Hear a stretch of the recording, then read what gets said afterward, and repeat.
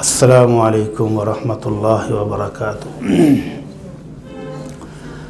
ان الحمد للہ نحمده ونستعینه ونستغفره ونعوذ باللہ من شرور انفسنا ومن سیئات اعمالنا من يهده الله فلا مضل له ومن يضلل فلا هادي له واشهد ان لا اله الا الله وحده لا شريك له واشهد ان محمدا عبده ورسوله اما بعد اعوذ باللہ من الشیطان الرجیم بسم اللہ الرحمن الرحیم ومن آیاته ان خلق لكم من انفسكم ازواجا لتسكنوا الیها وجعل بینکم مودة ورحمة ان فی ذلک لآیات لقوم یتفکرون۔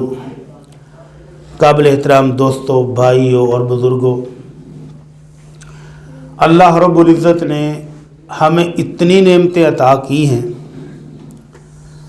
کہ ان نعمتوں کو گننا، شمار کرنا، ان کا حساب کرنا ہم سب کے لیے، باوجود اس کے کہ ہمارے پاس بڑے ہائی اور بڑے سپر سٹار قسم کے کمپیوٹر بھی آ گئے ہیں، ہیوی سپیڈ والے سپر کمپیوٹر بھی لگا لیں تو بھی ان کا شمار کرنا ممکن نہیں ہے۔ اللہ رب العزت فرماتے ہیں وَإِن تَعُدُّوا نِعْمَةَ اللَّهِ لَا تُحْصُوهَا، اے انسانوں اور جنوں، اگر تم اللہ کی نعمتوں کو گننا چاہو، شمار کرنا چاہو تو نہیں کر سکو گے۔ کتنی نعمتیں ہیں، اگر صرف ایک جھلک ہی لینی ہو تو کبھی آئینے کے سامنے کھڑے ہو کر اپنے جسم پر ہی نظر ڈالیں، آپ کو لاکھوں کروڑوں کی نعمتیں آپ کے جسم کے اوپر سجی ہوئی نظر آئیں گی۔ لیکن ہم شکوہ کرنے والی قوم ہیں، شکر کرنے والے کم ہیں۔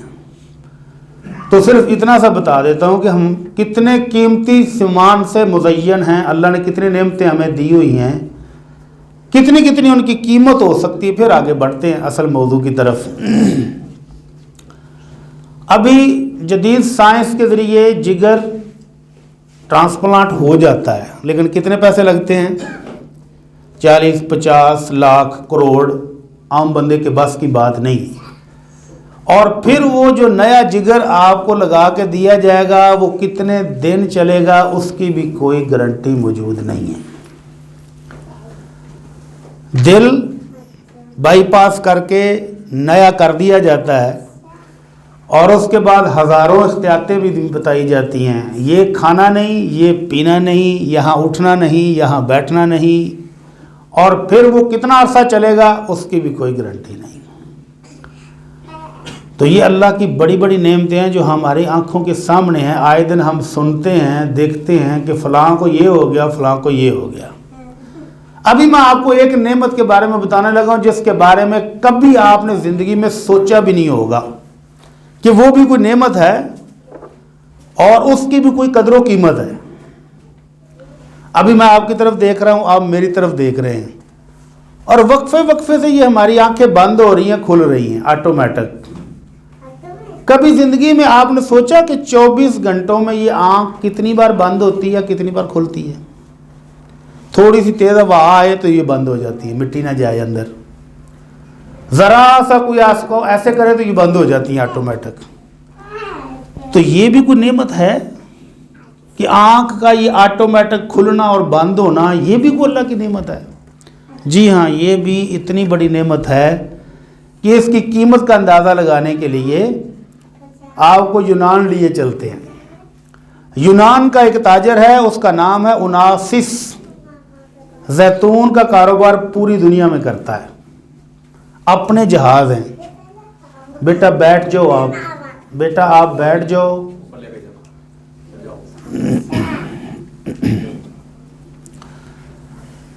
دنیا کی ہر نعمت اس کے گھر میں موجود ہے، کوئی شمار نہیں، کوئی گنتی نہیں۔ ایک ٹی وی انٹرویو میں اینکر نے اس سے پوچھا کہ جناب اوناسس، آپ بتائیے کہ زندگی میں کوئی خواہش آپ کی بھی تشنا رہ گئی ہو، ہزاروں خواہشیں ایسی کہ ہر خواہش پہ دم نکلے، ہم غریب آدمی تو ترستا ہی رہتا ہے نا کہ میرے پاس یہ ہوگا تو میں یہ کروں گا، یہ آ گیا تو پھر موجے، یہ آئے گا تو موجے، اور موجے ڈھونڈتے ڈھونڈتے دنیا سے چلا جاتا ہے۔ تو کبھی آپ کی زندگی میں بھی ایسا ہوا کہ آپ نے کچھ لینا چاہا، کچھ دل میں خیال آیا، کوئی حسرت ہی رہ گئی ہو، وہ بڑی دیر سوچتا رہا کہ یہ اینکر نے کیسا بونگا سا سوال کر دیا ہے، میرے پوری دنیا میں جہاز جا رہے ہیں آ رہے ہیں، میں دنیا کی کسی خطے سے کوئی چیز منگوانا چاہوں اگلے 2 دن 4 دن میں وہ میرے پاس ہوتی ہے، تو کون سی خواہش ہے جو نہیں پوری ہوئی؟ بڑی دیر سوچنے کے بعد اس نے کہا نہیں، اللہ کا شکر ہے کہ میرے پاس نعمتوں کی فراوانی ہے، کوئی کمی اور کوئی کسر باقی نہیں رہ گئی۔ اچھا ماشاءاللہ۔ ایک عرصے کے بعد اسی اناسس کے پاس دنیا کی ساری دولت، ساری نعمتیں موجود ہیں، اور اللہ نے ساری نعمتوں کے بعد صرف ایک یہ آٹومیٹک سسٹم واپس لیا ہے، باقی ہر چیز ہے، آنکھ صحیح ہے، درست تندرست موجود ہے، صرف یہ آٹومیٹک سسٹم خراب ہے۔ اب وہ پلکیں نیچے گری رہتی ہیں اور اوپر اٹھانے کے لیے ایسے پکڑ کے اٹھانا پڑتا ہے۔ بہت ڈاکٹروں نے علاج کیے لیکن کامیاب نہیں ہوئے۔ آخری علاج کیا ہے کہ آنکھ کو اوپر اٹھا کے ٹیپ لگا دیتے ہیں اور وہ ایسے کھلی ہے، لیکن کب تک وہ کھلے گی؟ تو جب وہ تھک جاتا ہے تو کہتا ہے اتار دو ٹیپ، اتارتے ہیں تو وہ رات۔ پھر اسی اینکر نے ایک دفعہ انٹرویو لیا اور کہا جناب ناصر صاحب آپ بتائیں، اب آپ سے عباس سے اللہ نے یہ ایک نعمت واپس لی ہے، باقی ساری پہلے سے کئی گنا زیادہ موجود ہے، اب اگر ڈاکٹر کوئی میریکل کر دیں، کوئی کارنامہ، کوئی مارکا ماریں، کوئی معجزہ دکھائیں اور آپ کی یہ آنکھیں صحیح ہو جائیں تو کتنا انعام دو گے ڈاکٹروں کو؟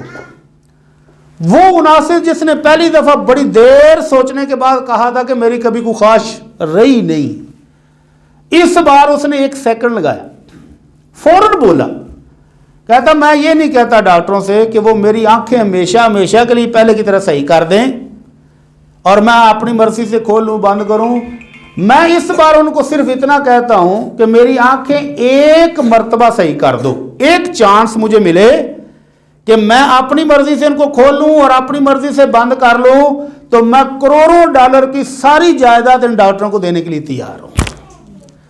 اللہ اکبر۔ تو یہ ایک نعمت جس کو ہم نے کبھی نعمت نہیں سمجھا، یہ بھی اتنی قیمتی ہے۔ اس لیے اللہ رب العزت کہتے ہیں وَإِن تَعُدُّوا نِعْمَةَ اللَّهِ لَا تُحْصُوهَا، اگر تم گننا چاہو، شمار کرنا چاہو تو ان نعمتوں کو شمار نہیں کر سکتے ہو۔ ان ہی نعمتوں میں سے ایک نعمت ہے گھر والے اور بچے، یہ بھی اللہ کی نعمتوں میں سے بہت بڑی نعمت ہے۔ اور اللہ رب العزت فرماتے ہیں انسانوں اور جنوں وَمِنْ آیَاتِهِ أَنْ خَلَقَ لَكُم مِّنْ أَنفُسِكُمْ أَزْوَاجًا، کہ میری نشانیوں میں سے ایک نشانی ہے کہ ہم نے تمہیں بیویاں عطا کی ہیں، تم انسانوں کو انسانوں سے اور جنوں کو جنوں میں سے ہم نے تمہیں بیویاں دی ہیں۔ وَجَعَلَ بَيْنَكُمْ مَوَدَّةً وَرَحْمَةً، اور ہم نے تمہارے درمیان محبت اور رحمت پیدا کر دی ہے۔ 2 مختلف قبیلے، مختلف برادریاں، مختلف علاقے اور بعض دفعہ مختلف زبان بولنے والے، ان کے اپنے اخلاق الگ الگ، روایات الگ، رسومات الگ، جینے اور مرنے کے طریقے الگ، کھانے اور پینے کے طریقے الگ، اس کے باوجود جب ان کی شادی ہو جاتی ہے تو اللہ کی رحمت سے وہ ایسا خوبصورت خاندان بنتا ہے کہ وہاں سے آگے کئی خاندان اور پھوٹتے ہیں۔ تو یہ اللہ کی رحمت سے وہ گھر جنت کا سامان بن جاتا ہے۔ تو اللہ رب العزت نے اس گھر کو اور گھر میں بسنے والے بیوی بچوں کو بھی ایک نعمت شمار کیا ہے کہ یہ تمہارے لیے ہماری بہت بڑی نعمت ہے۔ اس نعمت کو اپنے لیے پرسکون بنانے، اطمینان بخش بنانے اور یہ گھر جنت جیسا بن جائے۔ گھر وہ نہ ہو کہ انسان باہر جائے تو اندر آنے کو دل نہ کرے اور ابھی اندر آیا ہے تو بھاگنے کو دل کرے، وہ گھر نہیں ہے۔ وہ گھر کہ بندہ تڑپے، اور ابھی آپ شام کو دیکھیں تو کوے اور چیلیں اور دیگر جانور صبح آپ کو نظر آئے تھے کہ وہ آ رہے ہیں اور شام کو وہ واپس بھی جا رہے ہیں۔ بھائی رات ہی گزار رہی ہے، ادھر ہی گزار لو، میلوں سفر کر کے واپس جاتے ہیں۔ اور میں اور آپ امریکہ گیا ہوں، دبئی گیا ہوں، لندن گیا ہوں، تو گھر کی یاد آتی ہے تو فوراً بھاگتے ہیں کہ یار کام ختم ہو گیا، گھر چلیں۔ تو جب گھر ایسا ہی ہو جو اللہ کی نعمتوں سے بھرا ہو امن اور سکون والا، اطمینان والا، خوشیوں والا، تو پھر واپس بھاگنے کو دل کرتا ہے۔ اور اگر وہ گھر چڑیلوں کا مسکن بن جائے تو پھر بندے کا دل کرتا کہ ایک دفعہ میں نکل گیا تو پھر میں آنا تو نہیں ہوں، جو مرضی کر لو۔ تو وہ گھر کیسے جنت بن سکتا ہے، وہ گھر کیسے پرسکون بن سکتا ہے، اس کے لیے آج کا یہ درس رکھا گیا ہے۔ آمنہ کے لال میرے اور آپ کے پیر و مرشد محمد الرسول اللہ صلی اللہ علیہ وسلم نے اس گھر کی مختصر سی تعریف بتائی ہے۔ ہم تو کہتے ہیں نا کہ 5 مرلے والا کہتا ہے نہیں یار 10 مرلے ہوئے نا، گھر چھوٹا ہے، بچوں کے ساتھ 5 مرلے میں گزارا نہیں ہوتا۔ 10 مرلے والا کہتا ہے یار کب کے 10 مرلے میں کمیٹیاں بھی ڈالی ہیں، کنال والا لیا نہیں جاتا، پھر ریٹ ہی بہت بڑھ گئے ہیں۔ اور کنال والا کہتا نہیں ہوں تو فارم ہاؤس دا رواج ہے، وہ کنال دا کوئی گھر تے نہیں نہ ہے گا۔ تو وہ ہم تو ہیں نشکرے۔ تو اللہ کے رسول صلی اللہ علیہ وسلم میرے اور آپ کے آئیڈیل، میرے اور آپ کے مربی اور استاد، انہوں نے گھر کی تعریف یہ کی ہے۔ فرمایا من اصبح منکم معافا فی جسدہ آمنا فی سربہ وعندہ قوت یومہ فکأنما حیزت لہ الدنیا بحذافیرہا۔ جس بندے کے پاس رہنے کے لیے چھوٹا سا گھر ہو، جھونپڑی نما، بہت بڑا نہیں، مختصر سا گھر ہو، اور وہ اس گھر کے اندر امن اور سکون کے ساتھ رہ رہا ہو، خوف کوئی نہ ہو کہ باہر سے ابھی بیل ہوگی اور ڈانگوں والے آ جائیں گے، بیل ہوئے گی اور وہ قرضہ لینے والا آ گیا مر گئے، بیل ہوگی اور وہ ڈاکو صاحب آ گئے، ایسا نہ ہو۔ امن اور سکون موجود ہو گھر کے اندر، اور وہ جسمانی صحت کے ساتھ موجود ہو، اللہ نے تندرستی دی ہو، بیماری کوئی نہ ہو، اور اس کے پاس عندہ قوت یومہ، صرف ایک دن کی خوراک موجود ہو، بڑے بڑے گودام نہیں بھرے ہوئے گندم چاول اور بسکٹوں سے، بلکہ ایک دن کی خوراک، صبح اور شام کا کھانا اس کے پاس موجود ہو۔ فرمایا فکأنما حیزت لہ الدنیا بحذافیرہا، یہ تو وہ بادشاہ ہے کہ جس کے گھر میں پوری دنیا خود سمٹ کر جمع ہو گئی ہے۔ اللہ ہمیں بھی شکر گزار بنا دے، اللہ ہمیں شکر کرنے کی توفیق عطا فرما دے۔ جب ناشکری پیدا ہونے لگے نا، دل میں یہ خیال آیا کہ گھر بہت چھوٹا ہے، اب اس میں کیا گزارا ہونا ہے، زندگی تو رل گئی، مزہ ہی نہیں آ رہا، اس وقت دیکھیں کہ آمنہ کے لال امام الانبیاء صلی اللہ علیہ وسلم میرے اور آپ کے پیر نہیں ہیں، ساری جہانوں کے پیر ہیں، سارے جہانوں کے سردار۔ آپ کا حجرہ مبارک کتنا بڑا تھا؟ ہاں جی کتنا بڑا تھا؟ کتنے اسکوائر فٹ؟ اماں جی عائشہ رضی اللہ عنہا فرماتی ہیں میں رات کو بستر پر لیٹتی تھی اور آمنہ کے لال پیچھے کھڑے ہو کر تہجد کی نماز پڑھتے تھے، اور سجدہ کرنے کے لیے جگہ اس وقت بنتی تھی جب آپ میرے پاؤں کو چھوتے، میں ٹانگیں سمیٹ لیتی تو تب سجدے کی جگہ بنتی تھی، ورنہ سجدے کی جگہ نہیں تھی۔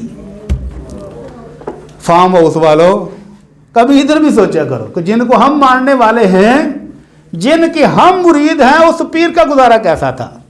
اس کے باوجود فرمایا کہ جس کو صحت تندرستی موجود ہو، ایک دن کی خوراک موجود ہو، امن ہو، سکون ہو گھر میں، تو وہ بادشاہ ہے، وہ چھوٹا نہیں ہے، اس کے گھر میں ہر چیز موجود ہے۔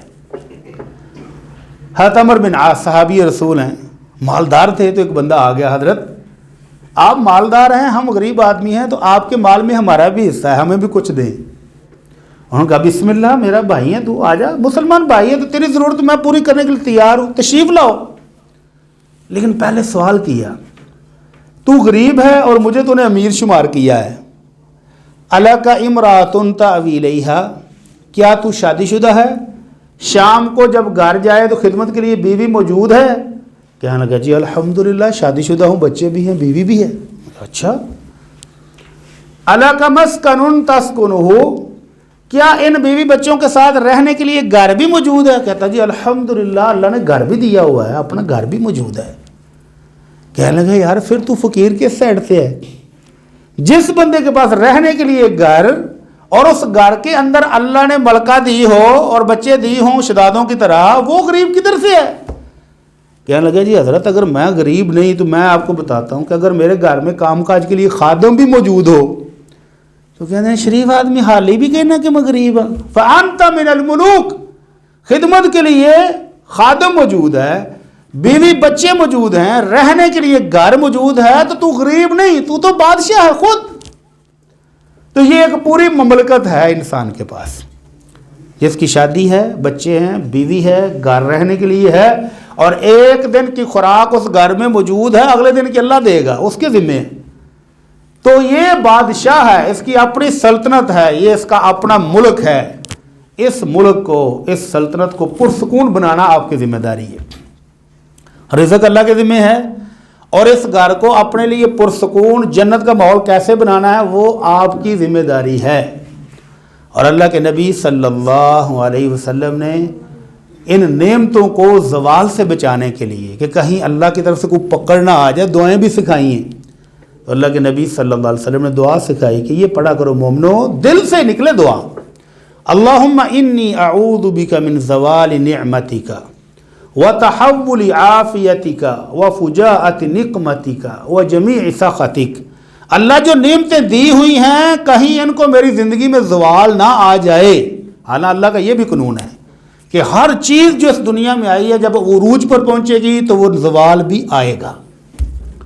کسی بھی چیز کو دیکھ لو، جو عروج پر پہنچتی ہے وہ نیچے آتی ہے۔ سورج نکلتا ہے دھیما سا، مٹھا سا، پیلا سا، ہلکی سی روشنی، اور 12 بجے جب سر پر پہنچتا ہے تو انسان بھی بھاگتے ہیں، جانور بھی بھاگتے ہیں، دھوپ برداشت نہیں ہوتی، اور وہ پھر دیکھتے ہی دیکھتے زوال پذیر ہوتا ہے اور روشنی اس کی پھر بدم پڑ جاتی ہے۔ تو اللہ نے یہ دکھایا کہ اتنی بڑی مخلوق کو بھی زوال ہے تو انسان تجھے بھی آئے گا، لیکن اتنی جلدی آ جائے کہ میری آنکھوں کے سامنے ہر نعمت میری لٹ جائے، دعا مانگا کریں، اللہ سے التجا کیا کریں، اللہم انی اعوذ بک من زوال نعمتک۔ اللہ جو نعمتیں دی ہوئی ہیں ان کو زوال آ جائے، اللہ میں تیری پناہ میں آتا ہوں۔ اللہ تو ناراض ہو جائے، اللہ تو اچانک مجھے پکڑے، اللہ میں تیری پکڑ کا شکار ہو کے ختم ہو جاؤں، اللہ میں تیری پناہ مانگتا ہوں، اللہ تیرے غصے اور تیری ناراضگی سے تیری پناہ مانگتا ہوں۔ تو یہ دعائیں مانگنی چاہیے اس مملکت کو بحال رکھنے کے لیے۔ اس کے علاوہ اللہ رب العزت نے اور اس کے رسول نے صلی اللہ علیہ وسلم کچھ حقوق دیے ہیں خامند کو، جو اس گھر کا سربراہ ہے، جو اس مملکت کا صدر اور وزیر اعظم ہے، اور کچھ حقوق دیے ہیں بیوی کو جو اس گھر کی ملکہ ہے۔ ان دونوں کے کچھ حقوق ہیں، کچھ فرائض ہیں، اگر ان حقوق کو مد نظر رکھیں تو گھر جنت بن جاتا ہے، بندہ باغم باغ گھر کو جاتا ہے۔ اور اگر ان حقوق اور فرائض کا خیال نہ کیا جائے تو پھر یہ گھر نہیں رہتا، پھر مصیبت خانہ نظر آتا ہے، پھر لوگ بھاگتے ہیں۔ ابھی کل کی بات ہے، 2 دن پہلے کی بات، جمعہ دن شام کی بات ہے، ایک دکھی شخص نے فون کیا، اور فون جیسے ہی میں نے اٹینڈ کیا تو وہ پھٹنے والا ہو گیا۔ کہتا حافظ صاحب مجھے بتائیں کہ میں کہاں چلا جاؤں۔ میں نے کہا کیا ہوا؟ کہتا میں گھر جاتا ہوں اور میری زوجہ محترمہ فلاں فلاں فلاں فلاں ہے۔ اچھا جی، پڑھی لکھی ہے، سمجھدار ہے، خود ٹیچر ہے۔ کہتا میں جتنی محنت کرتا ہوں 1200-1500 روپے روزانہ کماتا ہوں، دکان ہے چھوٹی سی، اس سے میں جو منافع آتا ہے جا کر زوجہ محترمہ ملکہ محترمہ کے ہاتھ میں رکھ دیتا ہوں، اس کے باوجود وہ خوش نہیں ہے، چیزیں اٹھا اٹھا کے مارتی ہے۔ اب میں کدھر چلا جاؤں، کہاں سے اور کمائی لے آؤں؟ جتنی ہے وہ دے دیتا ہوں، خوشی نہیں ہوتی۔ اگر گھر کا ماحول ایسا ہو تو گھر جانے کو دل کرتا ہے۔ تو یہ کیوں ہے، اس کا حال سوچنا ہے کہ یہ کیوں ہے۔ یہ اس لیے ہے کہ ملکہ کو اپنے حقوق کا تو پتہ ہے، اپنے فرائض کا نہیں پتہ۔ اور یہ جو بادشاہ سلامت ہیں اس مملکت کے، اس کو اپنے حقوق کا پتہ ہے کہ میں نے بیوی سے یہ وصول کرنا ہے، اس کو دینا کیا ہے وہ نہیں پتہ۔ تو مختصر سا وقت ہے، مختصر سی چیزیں اس وقت میں انشاءاللہ بیان کرنے کی کوشش کرتا ہوں۔ اللہ کے رسول صلی اللہ علیہ وسلم نے تعلیمات ایسی دی ہیں، ایسی خوبصورت تعلیمات دی ہیں، اگر ہم سب اس پر عمل کریں تو یہ گھر واقعی جنت بن جاتا ہے۔ تعلیمات کیا ہیں؟ دوستوں کے ساتھ ہنسنا، مسکرانا، ہوٹلنگ، آ جا یار آج چلتے ہیں، آج باربیکیو، کل کدھر، کل مچھلی کھانے چلتے ہیں، تھوڑے دن ہو گزرے ہیں، چلو آج برف باری ہو رہی ہے، مری چلتے ہیں۔ دوستوں کے ساتھ مسکرانا، کیا یہ اخلاق ہے؟ یا گھر والوں کے پاس آ کر پوچھے جائے کہ کیا حال ہے اور وہ مسکرا کر بتائیں کہ بندہ بہت اچھا ہے، تو یہ اخلاق ہے؟ آمنہ کے لال صلی اللہ علیہ وسلم فرماتے ہیں اکمل المؤمنین ایمانا احسنہم اخلاقا، تم میں سے بہترین مومن وہ بندہ ہے جس کا اخلاق اچھا ہے۔ کن کے ساتھ؟ فرمایا وَخَيْرُكُمْ خَيْرُكُمْ لِنِسَائِهِمْ خُلُقًا، بہترین آدمی وہ ہے جس کا اخلاق اپنی بیوی سے اچھا ہو. باہر بلے بلے ہو رہی ہو، 1000 بندے سے پوچھیں کہ فلاں کیسا کرنے نہیں، کیا بات ہے جی، اس جیسا بندہ تو پورے علاقے چ نہیں، سبحان اللہ الحمدللہ. اور اس کے گھر سے گواہی کیا آتی ہے؟ پوچھا جائے کہ باجی گھر میں صاحب کیسے ہیں، وہ آندھی توبہ توبہ توبہ، نہ لو ساڈا تو جنا رام کیتا. تو یہ کوئی اچھا انسان نہیں ہے. نبی رحمت صلی اللہ علیہ وسلم فرماتے ہیں خیرکم خیرکم لأہلہ، بہترین انسان وہ ہے جو اپنے بیوی بچوں کے لیے بہترین ہے. وَأَنَا خَيْرُكُمْ لِأَهْلِي، اور اپنا اسوہ پیش کیا کہ میری 9 بیویاں ہیں. نبی کریم صلی اللہ علیہ وسلم کی وفات کے وقت بھی 9 ام المؤمنین آپ کے گھر میں موجود تھیں. امہات المومنین 9 اس وقت موجود تھیں. تو آپ نے فرمایا میں اپنے گھر والوں کے لیے تم سب سے بڑھ کر اعلی اخلاق والا اور حسن سلوک کرنے والا ہوں. تو اپنی مثال دے کر بتایا کہ اس طرح سے مومنوں گھر والوں کے ساتھ اچھے اخلاق کے ساتھ پیش آنا. ایک طرف مرد کو یہ حکم دیا ہے کہ تم میں سے بہترین وہ ہے جو گھر والوں کے لیے بہترین ہے، اس لیے گھر والوں کا خیال کرنا. اور دوسری طرف یہ نہیں ہے کہ بیویوں کو بھی کہا کہ اٹھا اٹھا کے برتن ہی سر چ مارو جدو آئے. ان کو بھی صبر، حوصلہ اور خاوند کا ساتھ دینے کا حکم ہے. نبی کریم صلی اللہ علیہ وسلم تشریف فرما ہے، ایک صحابیہ آئیں اپنے کسی کام سے، تو آپ نے اس کی ضرورت پوری کرنے کے بعد سوال کا جواب دینے کے بعد پوچھا کیا تم شادی شدہ ہو؟ کہنے لگے جی ہاں اللہ کے رسول میں شادی شدہ ہوں. تو آپ نے فرمایا پھر خاوند کی خدمت کتنی کرتی ہو، کیا صورتحال ہے؟ کہنے لگے اللہ کے رسول لا آلو، کبھی کوئی کمی نہیں چھوڑی، الا ما عجزت عن، سوائے اس کام کے جو میری طاقت سے بڑھ کر ہو، میرے سے نہ کیا جا سکے، وہاں میری معذرت ہے، وگرنہ میں خدمت میں کمی نہیں کرتی. تو آمنہ کے لال صلی اللہ علیہ وسلم نے فرمایا دیکھ لینا انما ہوا جنتکی و نارکی، تیرا خامد تیری جنت بھی ہے اور تیری جہنم بھی ہے. اگر وہ خوش ہے راضی ہے تو سمجھ لو تیری جنت بن رہی ہے، اور اگر خامد ناراض ہے تو سمجھ لینا کہ تیری جنت دور ہو رہی ہے تو جہنم کی طرف جا رہی ہے. تو یہ طرفین کو تعلیمات دی ہیں، کسی ایک فرقے کو یہ نہیں کہا کہ تم بڑے اعلیٰ ہو، بڑے افضل ہو اور باقی یہ جو ہیں یہ تو جانور ہیں اور یہ تمہارے غلام ہیں. نہیں، دونوں کو ہی کہا کہ عزت دو اور عزت لو. اس کے بعد 2-3 باتیں رسول اللہ صلی اللہ علیہ وسلم کی تعلیمات کے مطابق کہ آخر مرد کے حق ہیں کیا اور بیوی کے حق کیا ہیں، مختصر بیان کرتا ہوں. پہلا حق مرد کا یہ ہے، مرد نے نکاح کیا ہے، مال خرچ کیا ہے، حق مہر دیا ہے. اب تو یہاں ہمارا تو خیر الٹ چل رہا ہے نا کہ برات بھی لڑکی والوں کے کھاتے پہ ڈالنی ہے اور خوب لے کر جانے ہیں بندے. اور ایسے ایسے نمونے بھی موجود ہیں جب ان سے کہا گیا کہ یار آپ اتنی برات نہ لے کے جاؤ، غریب آدمی ہے، بچی کو عزت سے نکاح کر کے لے آؤ اور ولیمے والے دن اپنے 2 صحباب بلا لینا. کہنا جی وہ ساڈا ولیمہ کرنے کا تو پروگرام ہی نہیں. اچھا جی ولیمہ کرنے کا تمہارا پروگرام نہیں، تو اتنے سارے لوگ گاڑیوں میں بھر کے تو لڑکی والوں کے گھر کیا لینے جا رہے ہو؟ کچھ جنگ ہے جو جیتنے جا رہے ہو؟ تو پہلا حق مرد کا کہ وہ خرچ کرتا ہے، حق مہر دیتا ہے، شادی کے موقع پر خرچ کرتا ہے. اور اس سارے کے بعد جب وہ اس نیک سیرت خاتون کو بیاہ کر گھر لے آتا ہے تو اس کا پہلا حق اولاد کا حصول ہے.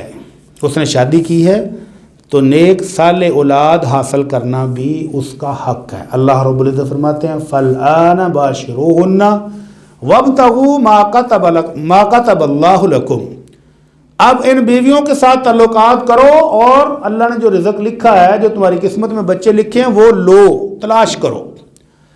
تو وہ خواتین جو شادی سے پہلے یا شادی کے فوراً کہتی ہیں نہیں ابھی بچے نہیں، بچوں کی کیا ضرورت ہے، بچے تو جب چاہیں گے لے لیں گے. یہ تمہارے اختیار میں تھوڑا ہے کہ جب چاہو گے لے لو گے. نہیں جی، بچوں کے بعد عورت کا جسم جو ہے وہ ٹھیک نہیں رہتا، یا یہ عذر ہے کہ ابھی تمہاری کمائی ہی کیا ہے کہ ہم بچے بھی پالیں، تو بچوں کے اسکولوں کی فیسیں ہوں گی، بچوں کے یہ اخراجات ہوں گے، لہذا ابھی بچے ہم نہیں لیں گے. تو یہ خاوند کے پہلے حق کی تلفی ہے کہ بچے لینا اس کا بنیادی حق تھا اور بیوی وہ حق نہیں دیتی تو یہ اس پر ظلم ہے. بھائی جان اگر آپ درس نہیں سننا چاہتے تو برائے مہربانی باہر تشریف لے جائیں. اگر یہاں بیٹھنا ہے تو درس سن لیں، آپ کی مہربانی نوازش، اور اگر آپ نہیں سننا پسند کرتے، آپ نے اپنی ویڈیوز ہی دیکھنی ہے تو باہر تشریف لے جائیں، آپ کی بہت مہربانی ہوگی، شکریہ۔ جی تو میں یہ عرض کر رہا تھا کہ پہلا حق خاوند کا اولاد کا حصول ہے، بیوی کسی صورت بھی اس کا انکار نہیں کر سکتی۔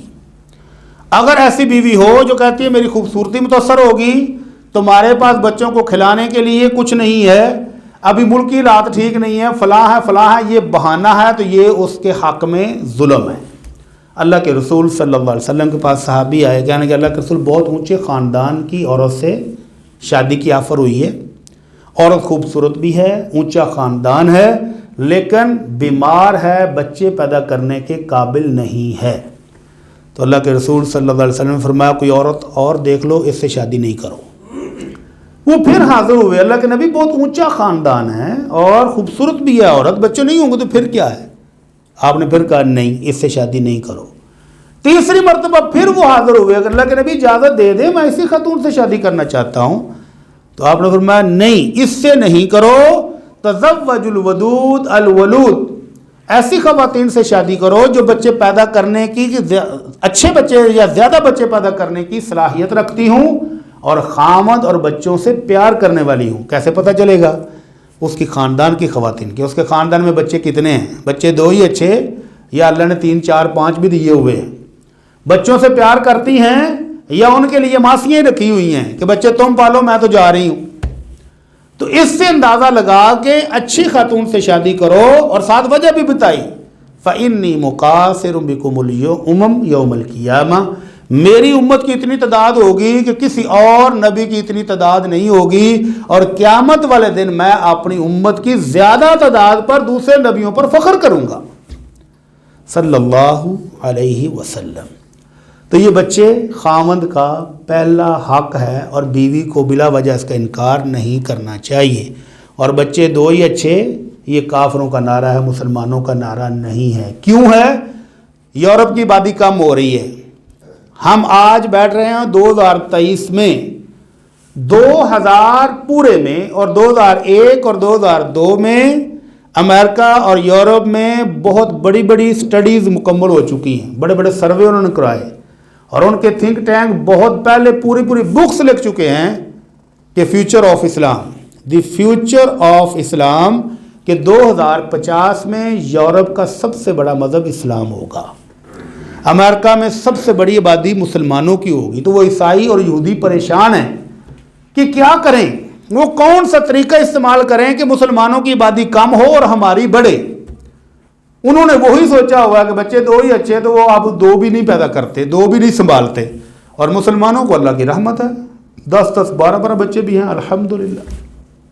تو ان کی اپنی آبادی چونکہ سکڑ رہی ہے، پاکستان سے جتنے پوزیشن ہولڈر ہیں سب کو اسکالرشپ دے کے کیوں بلا لیتے ہیں؟ کیونکہ ان کے ملکوں میں وہ کارخانے کس نے چلانے ہیں، وہ فیکٹریاں کس نے چلانی ہیں، وہ بزنس ہاسپٹل کس نے چلانے ہیں، تو وہ جتنا ذہین نوجوان ہے وہ سارے اٹھا کے لے جاتے ہیں، کیونکہ ان کے اپنے آوارہ اور بدکار اور اس قابل ہی نہیں ہے دماغی طور پر بھی کہ وہ کوئی کام کر سکیں۔ تو بچے 2 ہی اچھے، یہ کافروں کا نعرہ ہے۔ ہمارا مسلمانوں کا نعرہ کیا ہے؟ تزوج الودود الولود، زیادہ بچے پیدا کرنے والی اور محبت کرنے والی خواتین سے ڈھونڈ کر شادی کرو۔ اور نبی کریم صلی اللہ علیہ وسلم کے ایک لاڈلے اور چہیتے ہیں جن کا نام ہے انس رضی اللہ عنہ، جانتے ہیں نام؟ اتنے سے تھے جب اللہ کے نبی مدینہ منورہ آئے تو آپ نے حضرت ابو طلحہ سے کہا، ابو طلحہ کو گھر کے کام کاج کے لیے چھوٹا بچہ چاہیے جو سمجھدار ہو اور گھر کے کام کاج کر سکے۔ تو یہ ان کے ستیلے بیٹے تھے، انگلی سے پکڑا اور کہا اللہ کے رسول یہ انس بچہ بڑا ذہین ہے، تو یہ اللہ کے رسول آپ کی خدمت کرے گا۔ آپ نے فرمایا اللہ بسم اللہ۔ تو حضرت انس کہتے ہیں میں نے اللہ کے نبی صلی اللہ علیہ وسلم کی 10 سال خدمت کی، 10 سال، اور 10 سال کے بعد حضرت ام سلیم ان کی والدہ محترمہ آئیں، اللہ کے رسول میرے بیٹے نے 10 سال آپ کی خدمت کی ہے۔ ہاں جزاک اللہ، آپ نے بڑی خدمت کی ہے۔ تو اللہ کے رسول تنہا، انس کی تنہا 10 سال ہو گئے، وہ تو دیو اچھا جی تنہا 10 سالوں کے بعد یاد آئی جا کے۔ تنہا کس صورت میں لی ہے؟ اللہ کے رسول اپنے چہیتے انس کو اور میرے لاڈلے انس کو دعا تو دیجئے۔ تو اللہ کے نبی صلی اللہ علیہ وسلم نے جو دعا دی کائنات کے سردار کی دعا اور انس رضی اللہ عنہ کو لگ گئی. کیسے لگ گئی؟ آپ نے دعا کی اللہم اکثر مالہ و ولدہ و بارک لہ فیما آتیت. اے اللہ میرے انس کے مال میں اور میرے انس کی اولاد میں برکت ڈال دے اور میرے انس کو جو کچھ دے اس کو بابرکت بنا دے. تو آمنہ کے لال کی یہ دعا لگ گئی. کیسے لگ گئی؟ حضرت انس خود بتایا کرتے تھے. صحیح مسلم کی روایت ہے اور بہت ساری دیگر کتابوں کی بھی ہے. حضرت انس کی اپنی بیٹی وہ بیان کرتی ہیں کہ حجاج بن یوسف کا جب دور چل رہا تھا اور بڑے ظلم ہو رہے تھے، اس وقت وہ کہتی ہیں کہ ابا جی انس رضی اللہ عنہ نبی کریم صلی اللہ علیہ وسلم کی اس دعا کی بدولت ابھی تک اپنے ہاتھوں کے ساتھ اپنے 100 صلبی بیٹے جنازہ پڑھا کے دفن کر چکے ہیں اور 150 کے قریب ابھی بھی موجود ہیں زندہ. کتنے؟ 150. ٹوٹل کتنے ہو گئے؟ 250. تو بچے کتنے اچھے؟ 250. ایتھے ہی آکھیا جے ہولی جا کر کے. تو اللہ کے رسول صلی اللہ علیہ وسلم کی دعا ایسی لگی کہ اللہ نے اولاد کثرت سے دی، بابرکت اولاد. اور مال میں برکت ایسی ہوئی کہ انس رضی اللہ تعالیٰ لوگوں کو کہا کرتے تھے، لوگوں تمہارے باغات میں سال میں کھجوریں کتنی بار لگتی ہیں؟ 1 بار. اور انس رضی اللہ تعالیٰ کہا کرتے تھے، آؤ میرے باغ میں دیکھو، اللہ کے رسول کی دعا کی بدولت سال میں 2 بار پھل لگتا ہے اور جدھر سے جائیں وہاں سے باغ میں کستوری کی خوشبو بھی آتی ہے. تو یہ تھی دعا کی برکت اللہ کے رسول صلی اللہ علیہ وسلم کی. تو میں عرض کر رہا تھا کہ خامند کا پہلا حق ہے کہ وہ اولاد حاصل کرے. خاتون کو اس میں رکاوٹ بننے اور انکار کرنے کی اجازت نہیں ہے. اللہ کے نبی صلی اللہ علیہ وسلم فرماتے ہیں والذی نفس محمد بیدی. قسم کھانے کی ضرورت تو نہیں تھی آمنہ کے لال کو، اس کے باوجود قسم اٹھا کر کہا کہ اس اللہ کی قسم جس کے ہاتھ میں محمد صلی اللہ علیہ وسلم کی جان ہے، جب کوئی مرد اپنی اس ضرورت کے لیے فطری خواہش ہے اس کی ضرورت ہے، شادی اس نے اسی لیے کی ہے، اپنی اس خواہش کے لیے بیوی کو بلائے اور بیوی انکار کر دے تو آسمان والا اللہ اس عورت سے اس وقت تک ناراض ہے جب تک وہ اپنے خامند کو راضی نہ کر لے. گھروں میں فساد کی ایک بہت بڑی وجہ یہ بھی ہے. بیوی کہتی ہے کہ مجھے تمہاری ضرورت نہیں اور دوسری شادی کرنے کی میں اجازت نہیں دوں گی اور گرل فرینڈ پا میں تو درجن رکھ لائے. تو معاشرے میں بربادی کی ایک وجہ یہ بھی ہو رہی ہے کہ بیوی خامند کی اس خواہش کا احترام نہیں کرتی، اس کا یہ حق ادا نہیں کرتی، تو پھر خامند ڈھونڈتا ہے باہر اور پھر خاتون کو یہ شکوہ ہوتا ہے کہ اس کا خامند پوری رات باہر گزار کے آتا ہے، وہ گھر پر ٹائم پر نہیں آتا. تو اللہ کے رسول صلی اللہ علیہ وسلم کی یہ تنبیہ کہ ہر وہ خاتون جو خامند کی اس حق کو تسلیم نہ کرے اور خامند ناراض ہو کر سو جائے تو صبح ہونے تک اللہ کے فرشتے اس پر لعنتیں ڈالتے ہیں. خاتون کے فرائض اور خامند کا دوسرا حق کہ خامند کو اس کے مال کی حفاظت چاہیے. تیسرا حق اس کو اس کے بچوں کی تربیت چاہیے. نبی رحمت صلی اللہ علیہ وسلم فرماتے ہیں کلکم مسئول کلکم راعٍ وکلکم مسئول عن رعیتہ. ہر بندہ ذمہ دار ہے. جان لو جس کو اللہ نے بچے دیے ہیں، جس کو اللہ نے کسی کمپنی کا سربراہ بنایا ہے، جس کو کسی ملک کا سربراہ بنایا ہے، جتنے لوگ اس کے متحد ہیں، سب کے بارے میں سوال ہوگا کہ ان کا کیا کر کے آئے ہو. فرمایا والمرأة راعیۃ علی مالہ وولدہ. اور عورت بھی مسئول ہے، اس سے پوچھا جائے گا کہ جو اللہ نے بچے دیے تھے ان کی تربیت کی ہے کہ نہیں، ان کو بورڈنگ ہاؤس چھوڑا تھا، ماسیوں کے پلے ڈالا ہوا تھا، یا خود تربیت بھی ان کی کچھ کی ہے. اور خامد جو مال کما کر لایا ہے اس کا کیا کیا ہے، مال ضائع کیا تھا یا خامد کی کمائی کو سنبھال کے رکھا ہے. عزت دار عقل مند خاتون وہ ہے، خامد کی کمائی تھوڑی ہے تو اس میں قناعت کرے، خامد کی کمائی زیادہ ہے تو اس کو سنبھال کے رکھے اور وقت آنے پر خامد کو دل کھول کے رکھے، لو جناب یہ آپ کی کمائی میں نے سنبھال کے رکھی ہوئی تھی. اور بیوقوف وہ ہیں جیسی میں نے مثال دی کہ 1300-1500 روپیہ روز کا وہ لا کر دیتا ہے اور وہ برتن اٹھا کے مارتی ہے. تو پھر گھر کیا ہے؟ جہنم.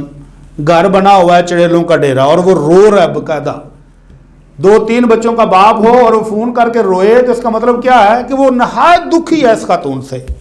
अल्लाह हमारे घरों में सुकून अता फरमाए। तो ये खामद के हकूक़ हैं कि उसकी माल की भी हिफाजत करे और उसके बच्चों की भी तरबियत करे और अच्छे तरीके से करे। इसके बाद बीवी के हकूक़ कुछ देख लेते हैं कि बीवी को भी अल्लाह ने क्या क्या हकूक़ दिए हैं। आमना के लाल सल्लल्लाहु अलैहि वसल्लम ने उसको भी हक़ दिया है। पहला और बुनियादी हक़ उस खातून का यह है कि उसको शादी के मौके पर हक़ महर कागज़ों में ना लिखा जाए, उसको दिया भी जाए।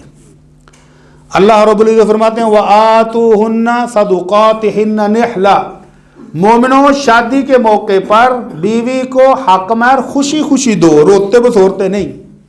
दो कितना? शादी पर आते हुए वीडियो वाले को 2 लाख दिया है जी, हाई डिजिटल कैमरों पर वीडियो उन्होंने बनाई है, 2 लाख रुपया देता सिर्फ। मोहल्ले पूरे में चरागा हो रहा है और ये मैंने किसी कंपनी को ठेका दिया था, सिर्फ 5 लाख रुपया चरागा तो है जी खर्चा। अच्छा जी ठीक है। बारात लेकर गए हैं तो बारात के आने जाने पर भी 2-4 लाख दे बस खर्चा होया है। और 8 दिन जी शुरलियाँ चलाई हैं, अब तो शुरलियों का वैसे रिवाज नहीं रहा, अब तो सीधे फायर ही चलते हैं ना, तो बस 2-4 लाख की होते खर्चा है। हाँ जी। तो शादी हाल में पहुँचते पहुँचते वो शादी पर 15-20-30 लाख रुपए नॉर्मल खर्चा कर चुके होते हैं। और जितनी दौलत ज़्यादा होगी उतना ही खर्चा भी ज़्यादा होगा। और हक़ महर के मौके पर मौलवी साहब भी बेचारे डरते डरते पूछते हैं, हाँ जी चौधरी साहब हक़ महर कितना है? अरे जो शरी है लिख दो, वो शरी कितना है तो जितना शरी है लिख दो। और मैं एक शादी में शरीक था तो लड़की वालों ने जब वो पूछा कि जी फॉर्म फिल हो गया, हाँ जी, मैंने कहा जी हक़ महर कितना है? लड़की का बाप कहता है जी लड़का थोड़े कोल बैठा उन्हें पूछो। मैंने कहा हाँ जी भाईजान शादी थोड़ी कितना हक़ महर? कहना जी अब्बा जी ने पूछ लो। अब्बा जी ने सिगरेट लाई तो खंगदा वो गया वाशरूमों को। मैंने कहा जी अब्बा जी तो भज गए ने होन। कहता जी चाचा जी बैठे उन्होंने पूछ लो। मैं हाँ जी बुजुर्गो हक़ महर कितना है? कहता जी मैनू की पता होवे ते अब्बे नूं पूछो। मुंडा बेचारा शर्मिंदा हो गया, मामू जी हक़ महर लिखाओ। मामू भी खांसे स्टेज से उतरे, पहले वो बड़े बन ठन के बैठे सन, तस्वीरें उतार रहे सन, वीडियो बन रही, वो भी चला गया। लड़की के बाप को गुस्सा आ गया, उसने गाली दी। कहता है तुम मेरी बेटी को ब्याहने आए हो कि खरीदने आए हो? शर्म करो, डूब के मर जाओ, मेरी तरफ से एक पैसा भी ना लिखवाओ। इतनी बेइज्जती करवाने के बावजूद आपका क्या ख्याल है कितना हक़ महर उन्होंने दिया होगा? 500, 5000 नहीं चाहिए साहब, 500। इतनी बेइज्जती सरेआम वीडियो भी बन रही थी, इसके बावजूद उन्होंने 500 रुपये लिखवाया। तो ये हक़ महर नहीं है, ये खातून की बेइज्जती है। हक़ महर खामद की हैसियत के मुताबिक होना चाहिए। अल्लाह के नबी सल्लल्लाहु अलैहि वसल्लम ने अपनी बेटियों को जो हक़ महर दिलवाया और जो अपनी बीवियों को हक़ महर दिया उसको कहते हैं शरी। हालांकि वो मुकर्रर नहीं है, वो अल्लाह के नबी ने अपनी सूरत जितना मौजूद था उतना दे दिया, मुकर्रर नहीं किया कि हर शख्स इतना हक़ महर देगा।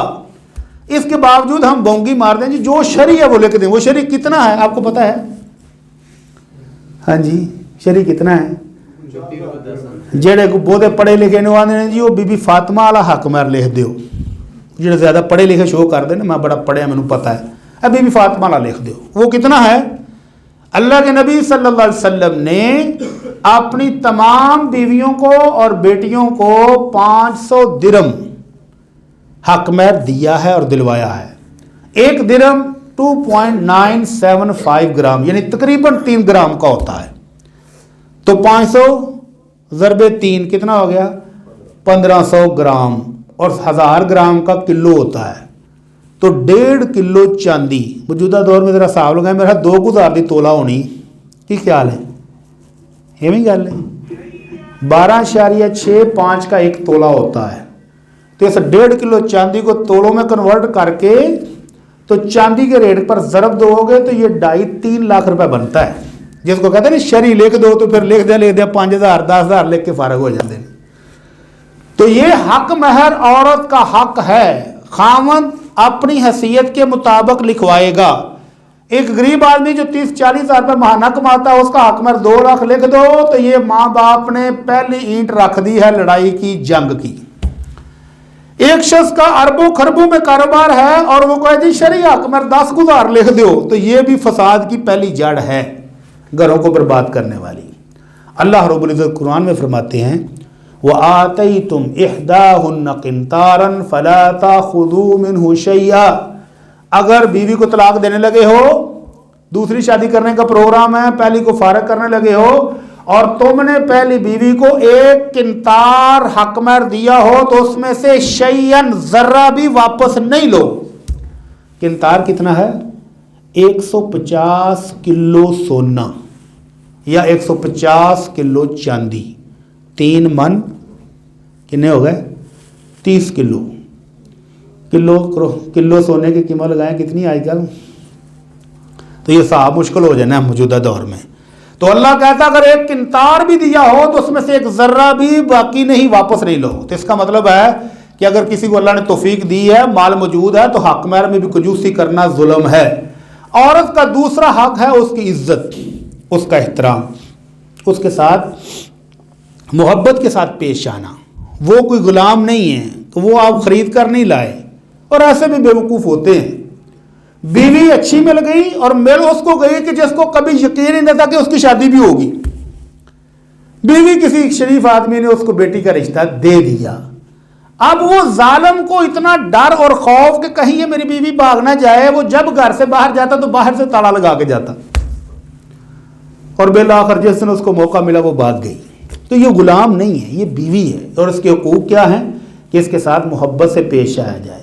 अल्लाह के नबी सल्लल्लाहु अलैहि वसल्लम फरमाते हैं ला यफरक मुमिनुन मुमिना, कोई मोमिन औरत से नफरत नहीं करे। इन सखित मिनहा खुलुकन रज़िय मिनहा बिआखर, अगर उसकी कोई एक आदत उसको पसंद नहीं तो सैकड़ों उसमें अच्छी भी हैं। अगर उसको खाना बनाना अच्छा नहीं आता तो सीख जाएगी।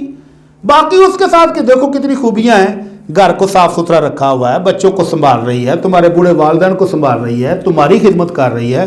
इन सारी खूबियों को एक साइड पर रखो तो खामी कितनी सी है कि खाना मज़ेदार नहीं पकाती, कोई बात नहीं, आज थोड़े दिनों में सीख जाएगी। कपड़े नहीं सही तरह से धो सकती, कोई बात नहीं, सीख जाएगी। तो अल्लाह के रसूल सल्लल्लाहु अलैहि वसल्लम ने बीवियों के साथ मोहब्बत और प्यार से पेश आने का हुक्म दिया और ख़ुद प्यार करके दिखाया है। कैसे? उम्मुल मोमिनीन आयशा रज़ियल्लाहु अन्हा फरमाती हैं, अभी हमारे यहाँ तो वो वायरस टेक्नोलॉजी बड़ी तरक्की कर गई है ना, वायरल हो जाएगी ये बीमारी, वायरल हो जाएगी जी। बर्तनों में चम्मच तक अलग, प्लेटें भी अलग, गिलास भी अलग। सगे वालिद ने जिस गिलास से पानी पी रही है कोई बच्चा उस गिलास से पानी नहीं पिएगा। वालदा पी के गिलास में थोड़ा सा पानी छोड़ दे, बोतल छोड़ दे, जूस छोड़ दे, सवाल ही पैदा नहीं होता कि बच्चों में से कोई पी ले। ये सारी वायरस टेक्नोलॉजी काफिरों की फैलाई हुई। और आमना के लाल सल्लल्लाहु अलैहि वसल्लम के घर का माहौल ये है कि उम्मुल मोमिनीन आयशा रज़ियल्लाहु अन्हा फरमाती हैं कि मैं हैज़ के दिनों में, मेंसेस के दिनों में एक पानी का प्याला लेती, पानी पीती और फिर वही बचा हुआ प्याला आमना के लाल सल्लल्लाहु अलैहि वसल्लम को देती, तो आप उसी जगह पर मुंह रख के अपना मुबारक मुंह पानी पीते जहां से मैंने पिया होता था।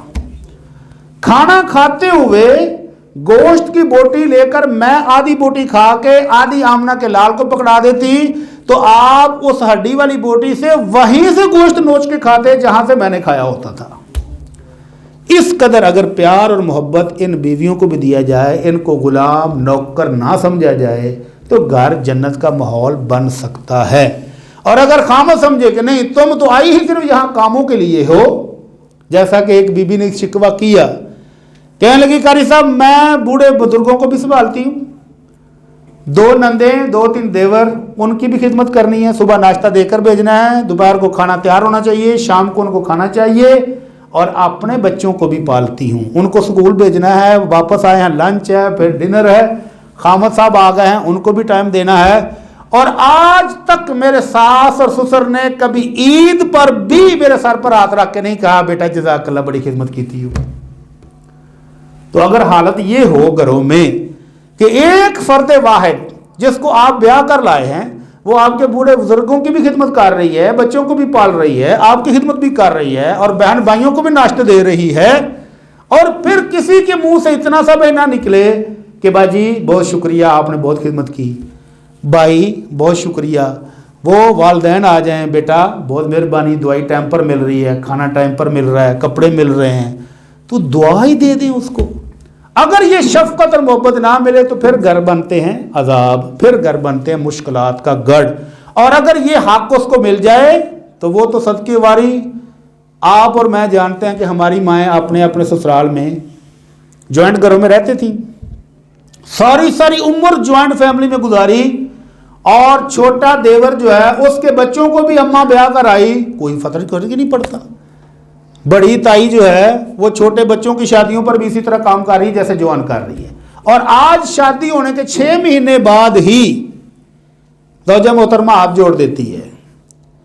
صاحب نے فون کیا ہوگا تو بیوی کہتی ہے کہ اے دیکھ ہاتھ جڑے نہیں، مجھے جنگلوں میں چھوڑاؤ لیکن میں تمہاری ماں کے ساتھ نہیں رہ سکتی۔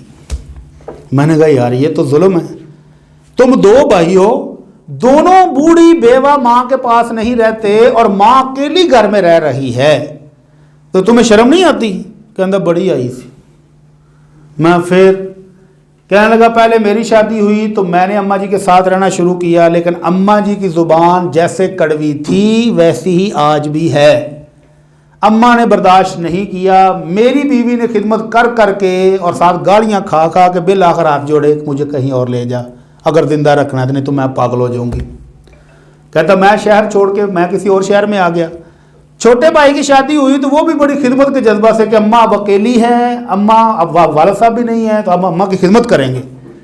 اماں نے کہا چپ کر کے جی میں وڈا گیا تم لے کے نکل جائے تو چنگی گل ہے۔ وہ کہتے ہیں ہم ڈٹے رہے کہ نہیں اماں کو اکیلے کیسے چھوڑے۔ کہتا ایک دن بیوی اس طرح ہاتھ جوڑ کے رونے لگ گئی، کہتی ہے خدا دا نائی مجھے کسی جنگل میں چھوڑا، جنگل میں چھوڑا، میں اکیلی وہاں رہ لوں گی، اس گھر میں میرا گزارا نہیں۔ تو اماں نے کہا چلے جو مجھے بھی تمہاری ضرورت نہیں۔ اماں اکیلی خوش ہے اور دونوں بیٹوں کو بچوں سمیت نکال دیا ہے۔ میں نے اس کا بچہ ساتھ تھا، میں نے کہا یار تم تو کم از کم دادوں کے پاس رہو، بچے دادوں کے پاس رہیں تو ماں کا دادوں کا دل لگا رہے گا۔ تو وہ تو چپ رہا تو اس کا ابو کہتا ہے آندہ انہاں بھی خدمت کر کے چالا لیا ہے، دادی ان کو بھی پسند نہیں کرتی۔ تو بیوی کا یہ بھی حق ہے کہ اس کو عزت بھی دی جائے، اس کا احترام بھی کیا جائے اور اس کی خدمات کا شکریہ بھی ادا کیا جائے، تو پھر گھر گھر رہتا۔ وگرنہ آپ حیران اور پریشان ہوں گے کہ کتنی طلاقیں ہیں، کتنے خلے ہیں اور کتنے گھر اجڑ گئے ہیں۔ اور یہ نہیں ہے کہ یہ جوان تھا تو اس نے جذبات میں آ کے طلاقیں دے دی ہیں، یہ ابھی کم سن تھے، ان کو شعور نہیں تھا، والدہ نے شادی کر لیا، لڑے تو طلاق ہوگی، ایسا بھی نہیں ہے۔ میرے پاس 2 سیمپل ایسے بھی آئے، مرد بھی 50+ ہے اور عورت بھی 50+ ہے۔ عورت کو بھی طلاق ہو چکی تھی اور اس صاحب کی بیوی فوت ہو چکی تھی، تو علاقے والوں نے دونوں کو شادی کرا دی کہ چلو تمہارے گھر کا سرکل چلتا رہے گا۔ تو یہ جب میرے پاس آئے تو اس وقت یہ 4تھی طلاق دے کر آئے تھے دونوں سیانے۔ میں نے کہا 3 طلاقوں کے بعد 4تھی بھی دے دی تو 3 تک کیسے ہوا؟ کہتے ہیں جب لڑائی ہوتی تھی تو وہ چودھری صاحب ہماری صلح کرا دیتے تھے تو پھر ہم اکٹھے رہنا شروع ہو جاتے تھے۔ اب 4تھی بار جب طلاق دے کے اس کے پاس گئے ہیں اس کے ڈیرے پر تو اس نے ڈانٹا ہے کہ تسی تیسرے دن ہی پخنڈ بنایا ہوں تے ہون مینوں 4تھی طلاق تو بعد دا نہیں پتا، وہ جو پٹی صاحب کو پوچھ لو۔ میں کہا واہ کیا بات ہے، 3 تک چودھری صاحب نے اپنا سسٹم چلایا رکھا اور 4تھی دفعہ میرے پاس بھیج دیا۔ تو میں نے کہا بزرگو آپ کو بچے تھے، اماں جی آپ کو بچے ہیں کہ آپ کو سمجھ نہیں آتی؟ آنے جی بڑی سمجھ آ گئی، ایک دفعہ تسی ہون ساڈی صلح کراؤ، آئندہ نہیں کدی ہون اسی طلاق دیندے۔ میں نے کہا ہون ہو ہی نہیں سکتی تو طلاق تو دینی کی ہے۔ تو یہ کیوں ہے؟ یہ وہی ہے کہ نہ خامد کو پتہ ہے کہ اس کے فرائض کیا ہیں، نہ بیوی کو پتہ ہے کہ اس کے فرائض کیا ہیں، اور سب سے بڑا دشمن شیطان ہر وقت پیچھے ہے۔ اللہ کے رسول صلی اللہ علیہ وسلم فرماتے ہیں جب صبح ہوتی ہے تو شیطان سمندر میں پانی کے اوپر تخت سجا کے بیٹھا ہوتا ہے اور پھر اپنے لشکر بھیجتا ہے انسانی بادیوں میں تباہی کے لیے۔ واپسی شام کو جا کر ایک آ کر رپورٹ دیتا ہے کہ میں نے آج فلاں بندے کو شرک کروا کے چھوڑا ہے، اللہ کا منکر کر دیا۔ اس نے کہا کچھ بھی نہیں کیا تو نے، ابھی جائے گا سجدے میں سر رکھے گا، روئے گا، توبہ کر لے گا، تو کی کر کے ہیں؟ دوسرا کہے گا میں نے یہ کرا دیا، تیسرا کہے گا میں نے یہ کرا دیا۔ وہ کہتا کچھ نہیں کر کے آئے۔ اور ایک شتونگڑا آ کر کہے گا جناب میں گھر میں گیا ہوں، وہاں میاں بیوی بڑے مزے نال آئس کریم کھا رہے سن، تو میں بس آئس کریم کھاندے کراندے دی ایسی لڑائی کرائی کہ طلاق کرا کے آیا. تو وہ اس شیطان کو جس گھر کو اجاڑ کے آیا ہے, تباہ کر کے آیا ہے, اس کو اٹھ کر جفی ڈالے گا اور کہے گا نعم انت, میرا وارث تو ہے, اور اپنا تاج اتار کے اس کے سر پر رکھے گا کہ پتر تو کام کر کے آیا. تو شیطان اتنا خوش ہوتا ہے جب کوئی گھر ٹوٹتا ہے, اور ٹوٹتا کب ہے؟ جب بیوی کہتی ہے میں تین جتی دی نوک تے رکھنی ہے, اور جب خاوند کہتا ہو تو تیرے ورگیاں 100 لب جان گیاں چل جا. تو پھر روتے ہوئے جب آتے ہیں کہ نہیں بچے رول گئے, نہیں اب ابا بھی رو رہا ہے, اب اماں بھی رو رہی ہے کہ نہیں پتر غلطی ہو گئی, تو اس غلطی سے پہلے سدھارنے کا اسلام نے طریقہ بتایا ہے. یہ نہیں ہے کہ پہلا فائر ہی ماریں گے طلاق کا, اور ماریں گے بھی 3 کٹھی. یہ جو اسٹامپ فروش ہے نا, 100 روپے کا اسٹامپ لے کر پورا گھر اجاڑ دیتے ہیں, یہ بڑے بد نصیب ہے. پرنٹ رکھے ہوئے ہیں, نام بدلتے ہیں, تاریخ بدلتے ہیں, اور اس کے اوپر 3 طلاق کٹھی کا نوٹس نکال کر ان کو پرنٹ دے دیتے ہیں. تو یہ آخری اربہ تھا. اللہ رب العزت فرماتے ہیں کہ اگر تمہیں خطرہ ہو کہ بیویاں نافرمان ہو رہی ہیں تو پہلا سٹیپ یہ ہے فَعِذُوهُنَّ. گھر ٹوٹنے لگے, یہ مملکت اجڑتی نظر آئے تو پہلے میاں اور بیوی بیٹھ کر آپس میں بات چیت کریں کہ غلطی کدھر ہے. خامد کی غلطی ہے تو وہ مان لے, بیوی کی غلطی ہے تو وہ مان لے, جہاں کمی ہے اس کو درست کر لے, تو یہ گھر بستا رہے گا. پہلا سٹیپ فَعِذُوهُنَّ, کہ آپس میں بات چیت کرو, نصیحت کرو, مان جائے تو بس ٹھیک ہے.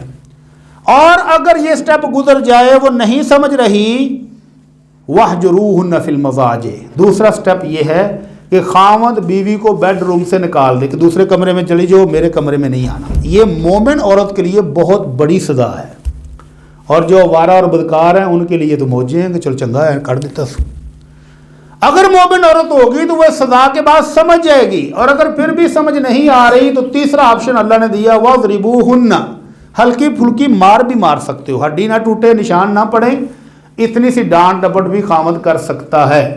اگر یہ مرلہ بھی گزر جائے تو طلاق کا ابھی بھی نہیں آیا. چوتھا مرلہ اللہ رب العزت فرماتے ہیں فَبْعَثُوا حَكَمًا مِّنْ أَهْلِهَا وَحَكَمًا مِّنْ أَهْلِهِ. 2 بزرگ سمجھدار, ایک عورت کے خاندان سے ایک مرد کے خاندان سے بھیجو, دونوں کی جا کر سٹوری سنیں, دونوں جا کر ڈانٹ ڈپٹ کریں, اور اگر وہ سمجھیں کہ گل کوئی بھی نہیں سی ایویں لڑ پے نے تو پھر ان کی صلح کرا دیں. اور اگر وہ سمجھے کہ نہیں اب ان کے اختلافات ایسے ہیں کہ ان کا کٹھا رہنا مضر ہے, ہو سکتا ہے بچوں بھی مارن گے, آپ بھی مرن گے, بچوں بھی مارن گے, تو پھر وہ طلاق کروا دیں. اور اکثر و بیشتر قسطوں میں معاملہ چھوٹا سا ہی ہوتا ہے. تھوڑی سی گرمی, خامد باہر سے تھکا آ رہا ہوا آیا, اور آتے ہی بیوی نے کوئی ایک بات کی تو ایسا لگا جیسے اس نے ایٹم بم چلا دیا ہے. اس نے مزاج کو سمجھا نہیں کہ یہ تو باہروں لڑ کے آ رہا سی, تو چپ کر جلدی 2 منٹ. تو ایسے ہی لڑائی ہو جاتی ہے. لاہور میں ایک چیف جسٹس ریٹائرڈ ہوئے ہیں, وہ کہتے ہیں میں نے ایک تنظیم بنائی ہے, آؤ صلح کریں مفت. کہتا 1500 کیس اس وقت میرے پاس ہیں, میں میاں اور بیوی کو دونوں کو بلاتا ہوں, اس کی بھی سنتا ہوں, اس کی بھی سنتا ہوں. کہتا میرے دفتر میں بیٹھے بیٹھے رونے لگ جاتے ہیں بچوں کو دیکھ کے کہ غلطی ہوگی جی جج صاحب, ایک دفعہ صلح کراؤ تو آئندہ کبھی نہیں ہوئے گی. تو کہتا بعض دفعہ ایسا ہوتا ہے کہ میاں بیوی صلح کر رہے ہیں اور خاندان کے بزرگ نہیں ہونے دے رہے. بزرگوں کو کیا مسئلہ ہے؟ میں نے کہا کہ سنا, بچی نے بھی اپنے ٹکڑے سنائے کہ یہ زیادتیاں میرے ساتھ اس گھر میں ہوئی ہیں. بچے نے کہا جی میرے ساتھ یہ ہوئی ہیں, لیکن ہم دونوں ہی اب معافی مانگنے کے لیے تیار ہیں. ابا آندہ تو ہی صلح کر کے بہو, میں تو نہیں ہون دینی. ابا جی تو انہوں کی کہتے, میں نے ابا جی کو لہدہ کر کے کہ آپ کے بیٹے کا گھر بچ رہا ہے, آپ کے پوتے پوتیاں آپ کے پاس واپس آ رہے ہیں, تو کیا مسئلہ ہے؟ وہ فیملی کورٹس میں جب جج کے اجازت سے جو بچوں کی ملاقات کراتے ہیں وہاں داڑھے مار مار کر ہوتے ہیں. بچے بیوی لے گئی ہے, اور اب فیملی کورٹس میں مہینے بعد 2 مہینے بعد جب ملاقات ہوتی ہے تو رو کے برے حال. تو بابا جی تسی کیوں ہمیں پریشان کر رہے ہو, صلح ہون دو. اندر نہیں صلح نہیں ہون دینی. وجہ کہندا ہے جڑی میری بہو ہے نا 12 سال پہلے, 1-2 دن نہیں, 12 سال پہلے انہیں غصے چ آ کے چاہ والا کپ میرے منہ تے روڑ دیتا سی, میں تو نہیں معاف کرنا. یہ جائے گی ہوں اپنے گھر. بیٹا رو رہا ہے کہ میرے بچے رول گئے, ابا جی جان دیو, ابا اندر نہیں میں تو نہیں ہون دینی صلح. تو ایسے بزرگ نہیں بھیجنے صلح کرانے کے لیے جو خود فریق ہوں, جو خود پارٹی ہوں. تو اللہ کہتا ہے کہ ایک فیصلہ کرنے والا سمجھدار بزرگ ادھر سے ایک ادھر سے بھیجو. اگر گھر بچ سکتا ہے تو والصلح خیر، اللہ کہتے ہیں صلح ہر حال میں بہتر ہے، صلح کرا دو. اور اگر نہیں ہو سکتی تو یہ چوتھے مرلے کے بعد ہے طلاق کا آپشن، اور وہ بھی بزرگ فیصلہ کریں گے. اور یہ جو 100 روپے والا اسٹامپ فروش وہ بیٹھا ہوتا ہے سڑک کے اوتے، وہ بیچارہ 100 روپے لے کے تو آپ کا کروڑوں کا گھر اڑا کے وہ پھینکتا ہے. تو اللہ سے دعا کہ اللہ ہمیں اپنے گھروں کو، اس نعمت کو سمجھنے اور اس کی قدر کرنے کی توفیق عطا فرما. اللہ ہمارے گھروں میں امن اور سکون عطا فرما. اللہ اپنی رحمتوں اور برکتوں سے ہمارے گھروں کو مالا مال فرما. وما علینا الا البلاغ المبین. الحمد للہ رب العالمین الرحمن الرحیم مالک یوم الدین وإلہکم الہ واحد لا الہ الا هو الرحمن الرحیم. اللہم صلی علی محمد وعلی آل محمد كما صلیت علی ابراہیم وعلی آل ابراہیم انک حمید مجید. اللہم بارک علی محمد وعلی آل محمد كما باركت على إبراهيم وعلى آل إبراهيم إنك حميد مجيد. اللهم إني أسألك بأني أشهد أنك أنت الله لا إله إلا أنت الأحد الصمد الذي لم يلد ولم يولد ولم يكن له كفوا أحد. ربنا ظلمنا أنفسنا وإن لم تغفر لنا وترحمنا لنكونن من الخاسرين. ربنا آتنا في الدنيا حسنة وفي الآخرة حسنة وقنا عذاب النار. اللهم إنك عفو تحب العفو فاعف عنا.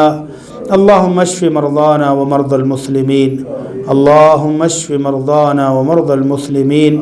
اذهب البأس رب الناس واشف أنت الشافي لا شفاء إلا شفاؤك شفاء لا يغادر سقما. یا رب العالمین ہم سب گناہ گار ہیں، اللہ اپنی رحمت سے معاف فرما دے. اللہ ہماری چھوٹی بڑی سب گناہ اور غلطیاں معاف فرما دے. اللہ جتنے مسلمان پریشان ہیں سب کی پریشانیاں دور فرما. اللہ جو دکھی ہیں ان کے دکھ دور فرما. اللہ جو بیمار ہیں ان کو صحت کاملہ عاجلہ عطا فرما. اللہ جو بیمار ہیں ان کو روحانی اور جسمانی تندرستی عطا فرما.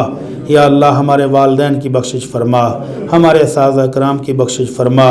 یا اللہ ہمارے ملک پر اپنی رحمتیں اور برکتیں نازل فرما. اللہ ہمارے ملک پر اپنی رحمتیں اور برکتیں نازل فرما.